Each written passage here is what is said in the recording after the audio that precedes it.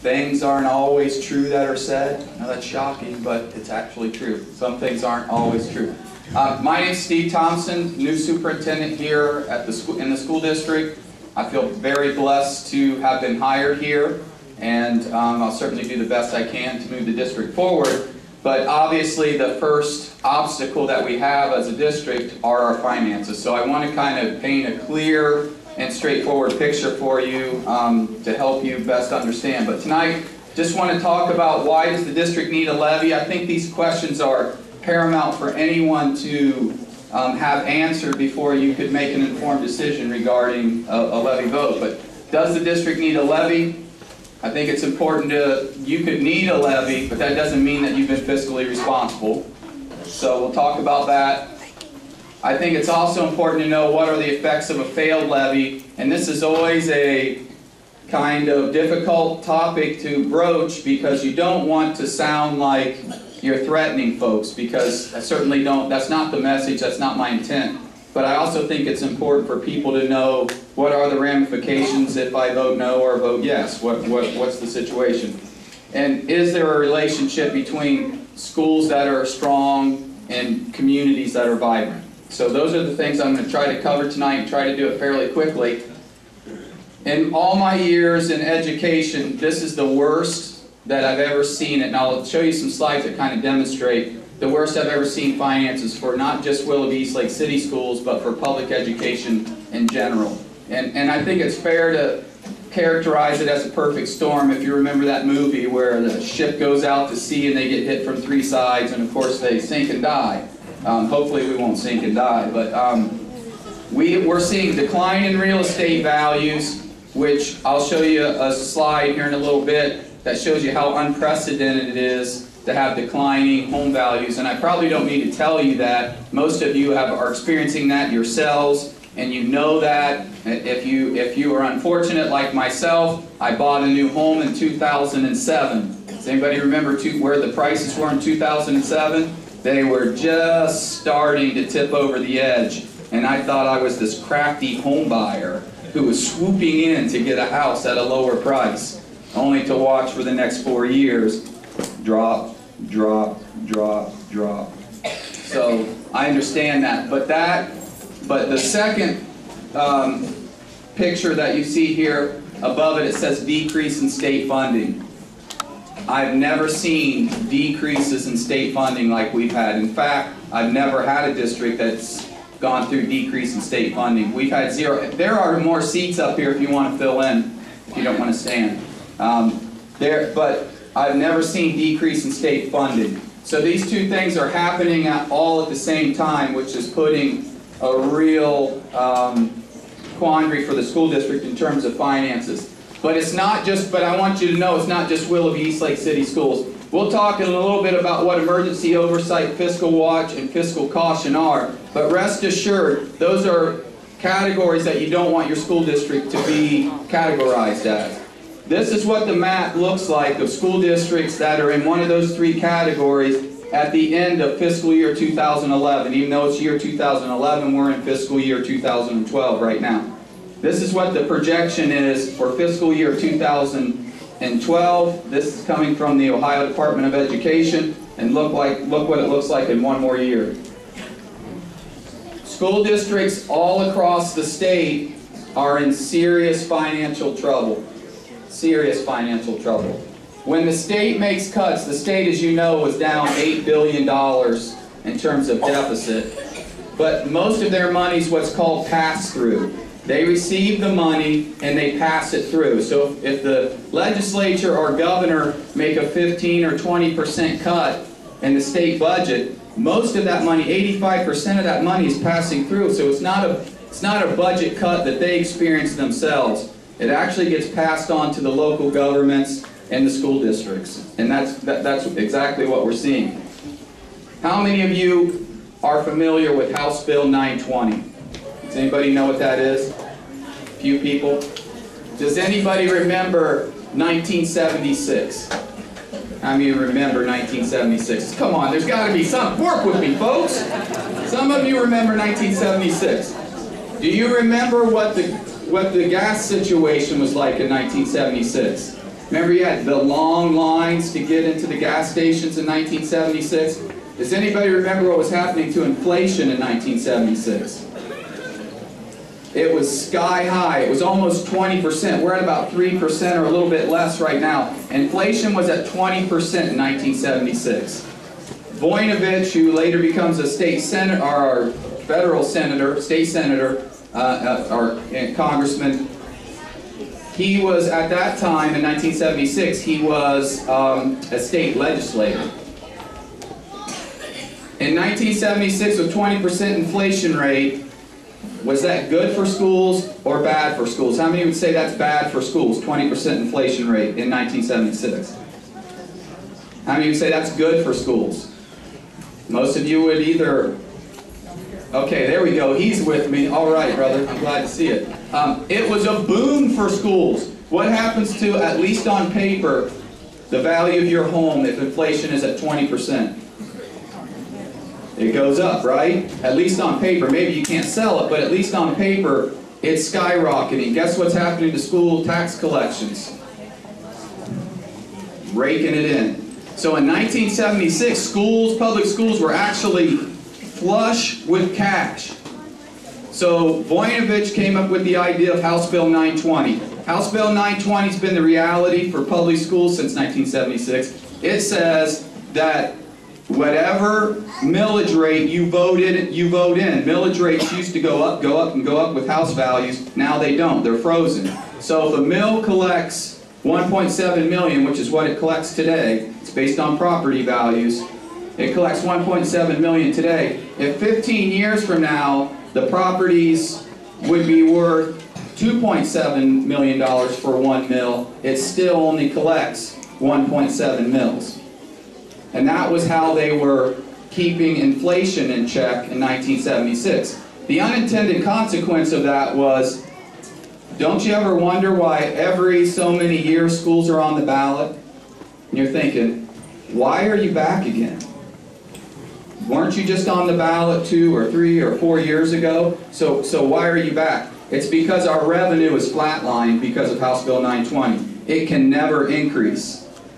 But do our expenses stay flatlined? No. So that's what causes the repetitive levy cycle that the states become used to. That's House Bill 920. This is our reality. This hit us in June. So this is part of this perfect storm. TPP is tangible personal property tax. If you're a business owner, you might know what TPP is, and you don't like it probably if you're a business owner. TPP is a tax on all your inventory, all the way from whatever you would have stored in your warehouse, all the way to the trash cans in your office. And you pay a tax on that, and a percentage of that went to schools. Well, we've known for the last 5 years that TPP is being phased out. It's a change in the Ohio tax system. However, Governor Kasich sped up the process, and that change cost Willoughby East Lake City Schools $1.6 million a year. Coupled with that is electric deregulation. That might be a good thing for consumers down the road, making electricity more competitive. However, for us, it's a $1.5 million reduction in funding. We were also received 9% less in state and federal funding. Declining home values stinks for you, and it stinks for the school district. Now, there's what's called inside mills and outside mills. I don't want to get too complicated, but inside mills are 4.7 of our total mills. That's the only part of our millage rates that aren't impacted by House Bill 920. Those are allowed to grow or decline. Well, they have always done what? Grown. Always grown. We've always collected more revenue every 2 years because, as a result of that, to the point where treasurers have budgeted for that. Well, now it's declining. So this year alone, this lets you know that what's happened to housing values across the school district. We lose $700,000 in declining revenue. So all of that totals $4.6, almost $4.7 million in lost revenue that we were hit with in June, coupled with just the general overall economy. I also think it's fair and we're budgeting for actually just slightly over $5 million. Do you think it's a stretch to think? Typically about 98% of the people pay their property tax. There's always some people, for whatever reason, that can't pay their property tax. Do you think that number might be higher? I mean, the lack of collections? I think it will too. So we're budgeting at closer to 96%, so maybe 4% of the people can't pay their property tax. So that'll push us over $5 million if that happens. This shows you the impact of that. The green bar graph with lines through it shows you how across the district home values have steadily increased. Well, not anymore. So that's impacting our collections. Other key factors, of course, are health care.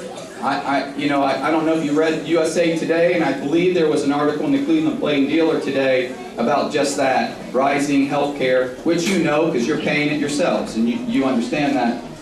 Transportation costs, insurance, utilities. We also have what are called unfunded mandates. How many are you aware that the nation, by 2014, all public schools in the nation will have the same core curriculum, meaning math, science, social studies, and English? Are you aware of that change? Most people, some people were, it looks like, or are, but that is happening, and that's what we call an unfunded mandate. It might be a good thing, I don't know. It's loss of local control, so I'm not a big fan of that. But we're not being funded for those changes, to make those changes. And I put up here, with some trepidation, rising special education costs. That's our highest growing percent of costs in our budget. But I'll tell you, I'm a former special education teacher. My heart is with special education students. I don't blame the students or the parents or anybody else. It's just a reality. I think all of us in here would do everything we could for our son or our daughter, would we not? So if they were special education, you would want the absolute best possible outcome for your child as an adult. And you would push for that, and so would I. And I think it's right that we pay for that, and I think it's right that the public sector educates those students, educates all of our students, but it is a real drain on the budget right now, simply because we're not reimbursed. We're not reimbursed. This is the new reality. I showed you the one before, the House Bill 920 that flatlined it. First time in my career that we've experienced this. Declining revenues across the board from the state and from the local tax base. Unprecedented. This is a pretty scary picture. This is our current 5-year forecast as it stands right now. Those numbers down the side, folks, are millions of dollars.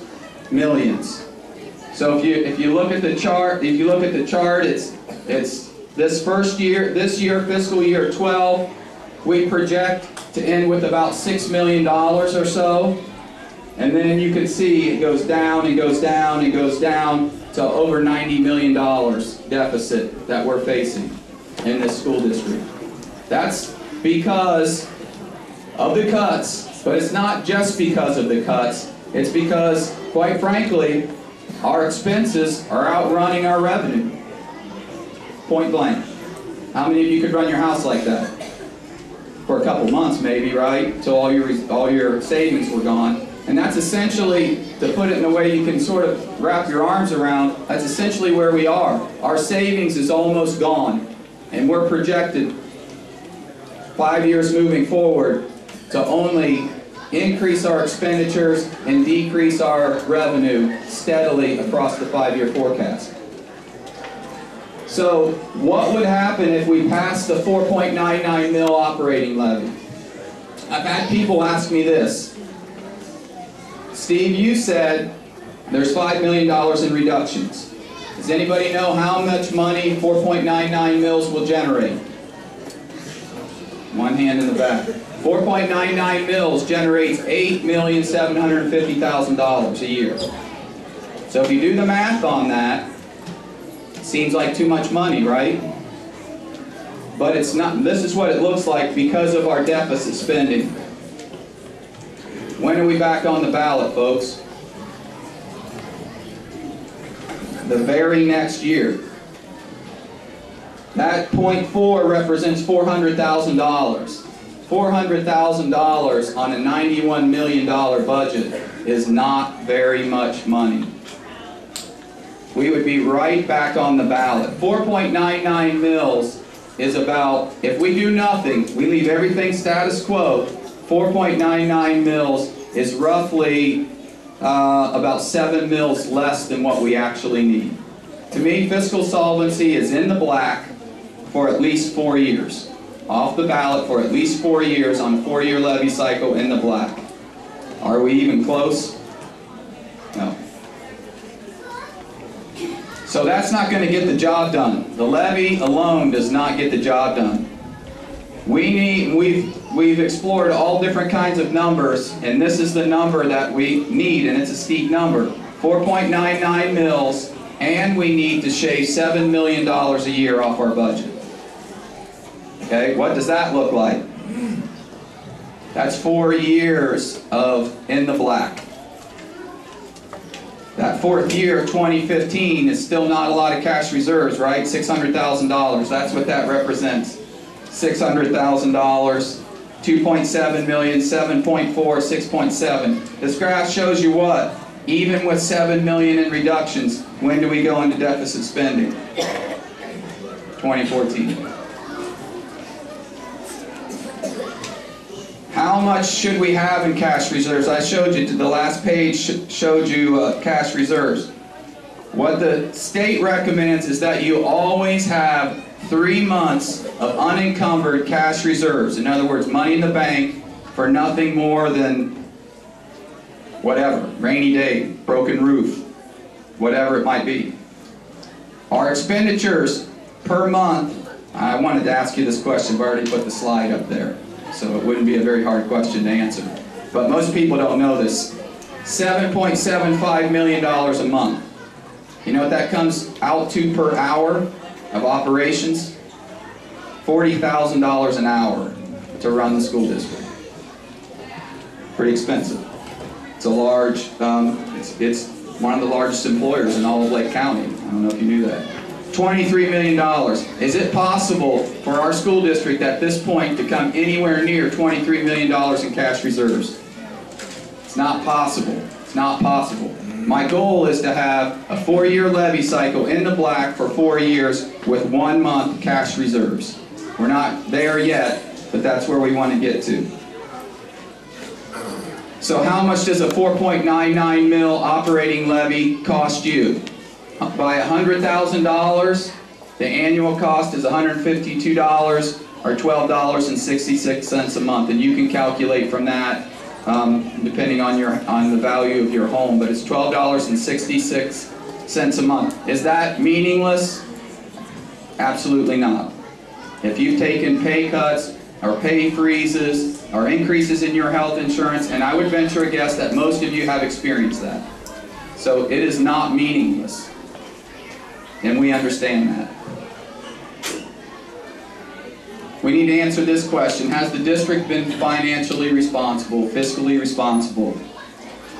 This is my experience coming into different districts. School districts have typically, in my experience, been this model versus this model. And I'll show you some statistics that show the point. There's usually low-hanging fruit that's kind of easy to pick off to trim the budget in most school districts. I don't know how many of you know Dr. Miller, the previous superintendent, but Dr. Miller ran a very fiscally tight budget. Very fiscally tight. He was definitely not overspending money. It's that perfect storm that has kind of put us where we are.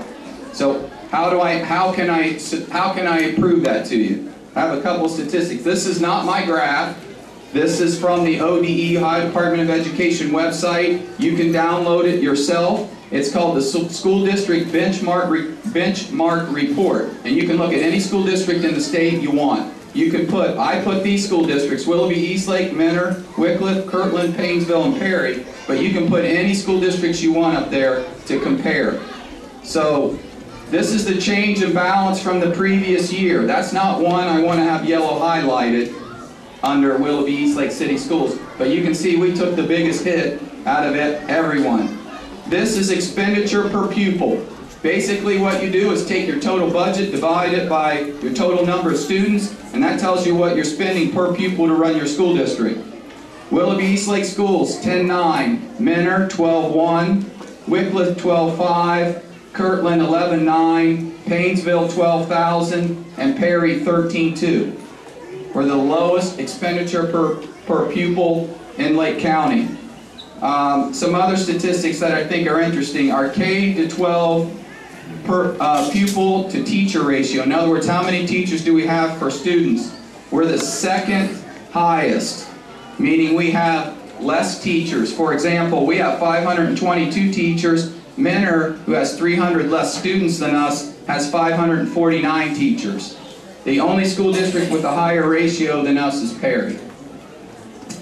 Administrators, full-time equivalents. I think this, because I hear a lot of times, oh, cut the administrators. And I happen to be one, so I don't like that, but I hear that all the time. We have 26 full-time equivalent administrators in our school district. Menor has 41. I think this is the most alarming statistic. Pupil administrators per student. How many administrators do you have per student? Listen to these numbers. And again, you can go on their website, ODE website, and see if I'm manipulating the numbers. Willoughby Eastlake, 317.4 to 1. Menor, 207 to 1. Wycliffe, 143.2 to 1. Kirtland, 87 to 1. Painesville, 175.9 to 1. And Perry, 143.4 to 1. We by far have the least amount of administrators per student of really, I think, in the entire state. Voted millage is another way. Are we being fiscally responsible? In other words, what you're paying in taxes, how does that compare to others in terms of voted millage? Fairport, 85.4, Kirtland, 73.7, Madison, 60.747. This is Menor at 77.6, Painesville at 91.202, Perry 50.6, which is the lowest. And why is Perry's the lowest? Does anyone know? The nuclear power plant. Their kids might glow, but they have a low tax base. Riverside 60.57 and the next lowest. Willoughby Eastlake at 52.55 and Wycliffe at 67.31. Even if we pass this levy, we're still the second lowest taxed school district in Lake County. So I think the real question you've seen from the slides, 4.99 mils, is it enough money? The answer is no. Clearly no. It's not enough money. Unless you want to be, but how many of you would be okay with 4.99, pass it this year, and next year okay with 5.99? Can you give me a show of hands I can get that vote? No one? Not one person? Okay, I wouldn't vote for it either. So how do we reach $7 million a year in reductions without negatively impacting the students? And there is a solution, so let me show it to you. This happened over the last 2 weeks. We've been negotiating with our unions. We have agreements with all 5 of our unions. The board approved it last night. And I got to tell you, I've had a lot of experience negotiating with unions, and I've never had an experience where the unions were more cooperative than what they've been here. They've truly been fantastic. They came in with the same attitude that we did. My objective was to cut the budget and not impact your students. To put this in perspective, these are our reductions based over 3 years. So these are 3 years worth of reductions because the contract is a 3-year contract. We're going from 2.5%, that's what our employees pay right now, to include myself, 2.5% for health care, and we're moving to 15%, which is more in line with what most people pay. 15 to 20% is probably about the average. We're moving to 15%. That saves the school district $3.6 million. We're doing insurance plan design changes. Currently, we have no deductibles and low co-pays. We're going to $500 and $1,000 deductible on single and family, $1,000, $2,000 if you go out of network, $25 office pays, $35 for specialists, and $100 emergency room visits. Still a solid plan, but it's more like what most people pay. That saves us $4.1 million. We're taking step freezes. We have 0% pay increases this year. For the next 2 years, well, for 3 years of the contract, 3 years of 0 pay increases. Years 2 and 3 are freezes on our steps. That saves us $3.6 million. We are taking unpaid furlough days, 1 each year for the next 3 years. So for example, our teachers are on 182-day contracts. We will recalculate their salaries based on 181 days, but they will work 182 days. I'm a 260-day contract, meaning I work year-round. My salary is now calculated on 259 days and not 260 days, but I still work 260 days. That saves the school district $660,000 over the 3-year span. We currently pay $1.22 million per year to transport in vans 178 students. That's stopping as soon as I can hire enough people to transport and buses to fill that. I estimate that will save $1.8 million on that change. Currently, we also educate, or we had actually educated some of our students, and some students need to be educated outside the district. If we can't meet their needs, we need to find somebody who can meet their needs. But we are educating students outside of the district who we could meet their needs. And we're bringing those students back, have brought those students back. That's $1.5 million. And utilities. We are going to implement, or in the process of implementing, an energy conservation plan, and we project that we can save $600,000 over the next 3 years. Those concessions push $16 million over 3 years. On top of that, we're also going to audit our staffing, because I believe there's not a lot, but I believe there are some inefficiencies in the way we're doing business. So the Ohio Department of Education is going to conduct an outside independent audit of our school district. I'll get it from an independent agency, and from there our objective is we have 35 teachers currently who are eligible for retirement. So as those teachers retire, when we can, we're not going to replace those folks. And I think we need to reduce our staff by about 10 or 12 staff members.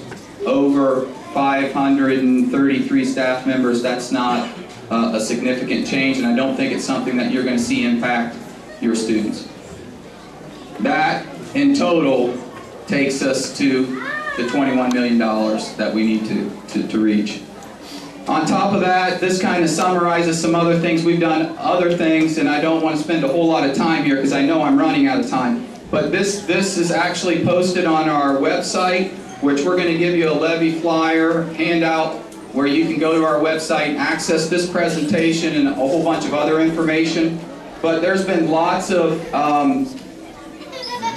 different things that have been done to try and reduce our budget. So I do need to cover this. What does a failed levy mean? And again, I'm not trying to threaten you. That's not my objective. But if we pass a levy in November, when do the tax collections begin? Anyone know? I think I heard somebody say it. January. If we pass January 2012, the tax collections will begin. If we fail this levy, all next year it doesn't matter. We'd of course be right back on the ballot, but it doesn't matter when you would pass it net. Well, it would matter if you eventually never passed it, obviously. But it wouldn't matter next year if we pass it in May or August or November, because those tax collections would begin when? In January 2013. So if we fail this levy, we have no choice but to cut $13 million. Or 12.7. I just showed you how we're cutting. Do you think I could really go back to the unions and cut deeper? No. What do I have left to cut? What I haven't really done yet. Well, there could be bus, it could be a few things, but that, really, to be quite frank, that's pretty much chump change. Where's the real money? Teachers, bodies, people. And to make up that additional $7 million, if I did it all in teachers, it's 100 teachers. That's nearly 20% of the teaching staff. Do you think that would impact education in Willoughby East Lake City Schools? I guarantee you it would impact education in Willoughby East Lake City Schools.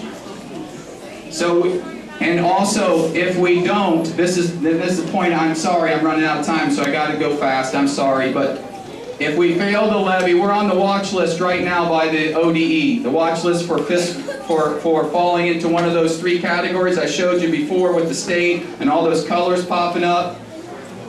Because our debt would exceed 15% of our budget, we would automatically go to what's called fiscal emergency. That means the state auditor's office takes over operation of the school district along with myself. I report to the state auditor's office. The language says that they assume all or some of the Board of Education's responsibilities. I have 60 days to put an austerity plan together, and if I don't follow the austerity plan, the auditor's office has the authority to fire me. So you think I'm going to follow the austerity plan? The answer is yes, of course I'm going to follow that. My concern is when that committee comes in from the auditor's office, do you think they really care about Willoughby East Lake City Schools? No, they don't.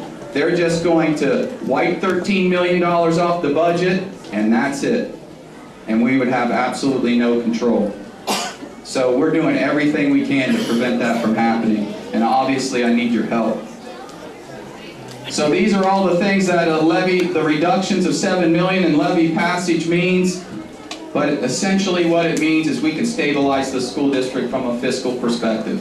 Be off the ballot for 4 years, be in the black for 4 years, maintain our programming, and your students will not see a single difference. That money is coming from where? It's coming from employees and the 4.99 mils from taxpayers. That's where it's coming from. It's not coming from the students. That's what we can't do. Put our head in